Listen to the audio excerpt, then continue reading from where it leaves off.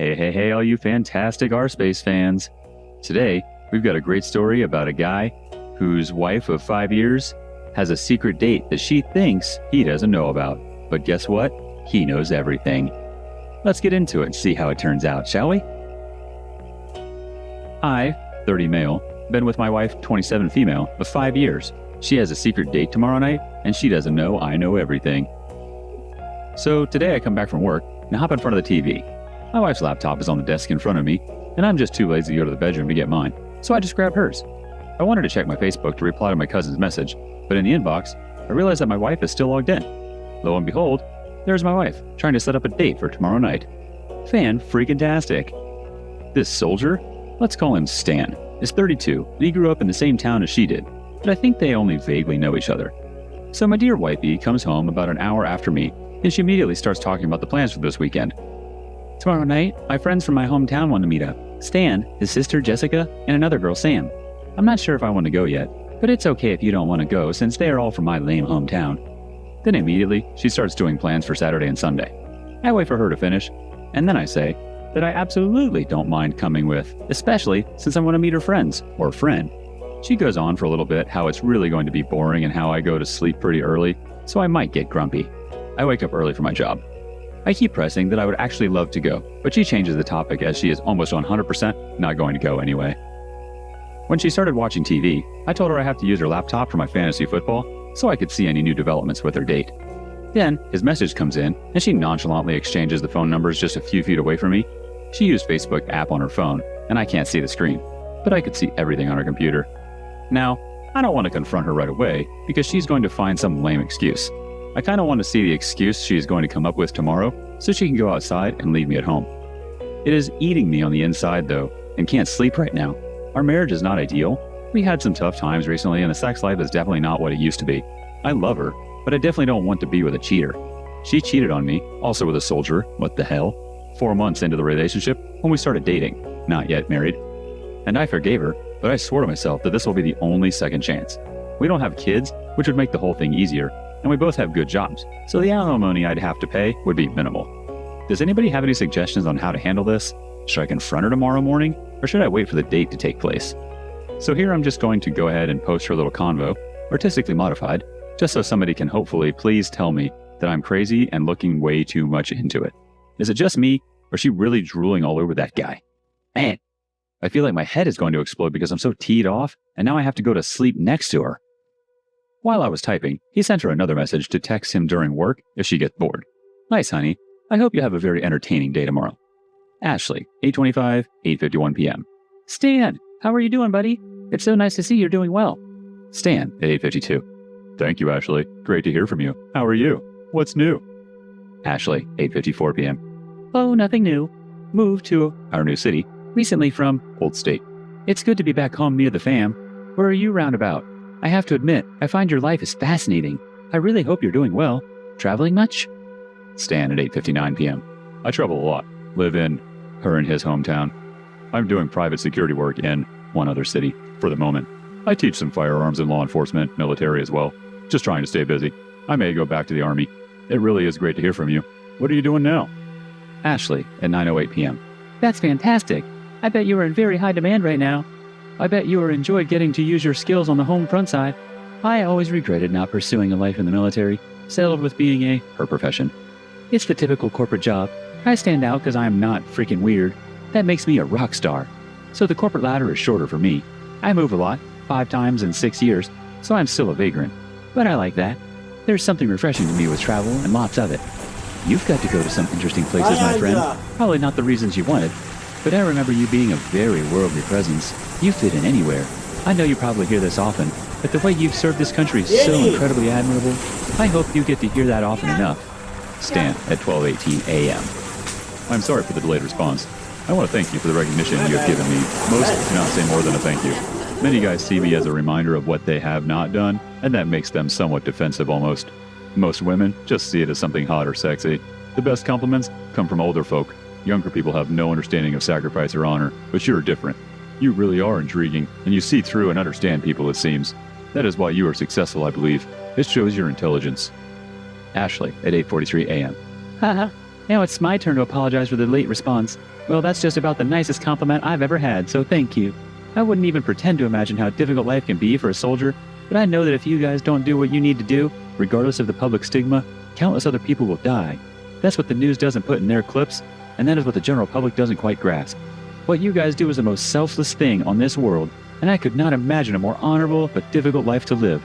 I will always be jealous that you guys get to live with such conviction and purpose.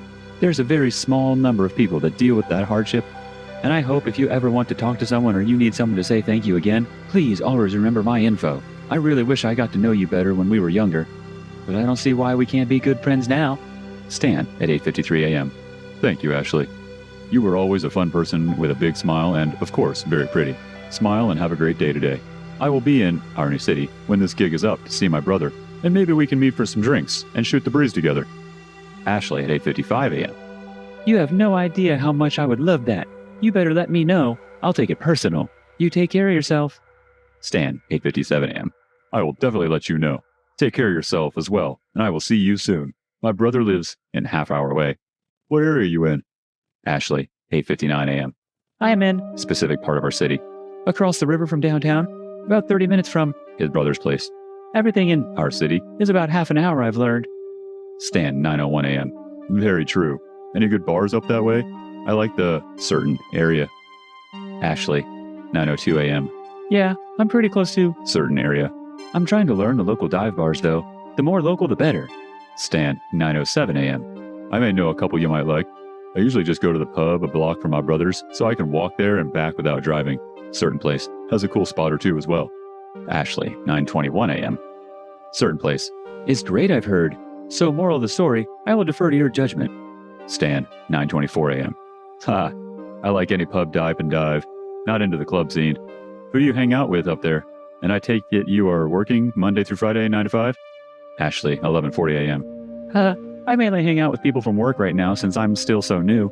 I would not say 9 to 5, but I do her profession, so it's more certain times are busier than others. But my office is incredibly flexible with time, so it's a corporate office, but more flexibility, if that makes sense. Stan, 11:49 a.m. That's cool. We just got our contract pulled, so I should be in our city soon. Stan, 9/4, 11:40 a.m. Hey, you. Ashley, 1:39 p.m. Hey, buddy. How the hell are you doing? Stan, 2:38 p.m. Doing good, and you? I was thinking about coming up to our city tomorrow. You got any plans? Ashley, 2:44 p.m. I do not actually. That would be great. It's been a long week. Stan, 7:39 p.m. Awesome. His number. I hope I can make it up there tomorrow night and hang out with you. Ashley, 7:48 p.m. Yeah, okay, I saved your number. I am her number. Let me know if you come down. Stan, 11:52. Sorry, been at some show. I definitely will let you know tomorrow. Text me if you get bored at work. Edit. No word on her plans for tonight yet. I didn't push it too much, so she wouldn't get suspicious that there is something off. I decided not to confront her immediately, since I want to see if she is actually going to go ahead to meet that guy alone. I will keep asking to go with her, but I fear she will come with an "I have to work late" excuse if she really wants to meet him. I will try to find a way to figure out what bar they are going to meet at, and I will just go there and meet them. I think I will file for divorce if I see them alone. I can't go through the same crap again since it really affects my life and well-being.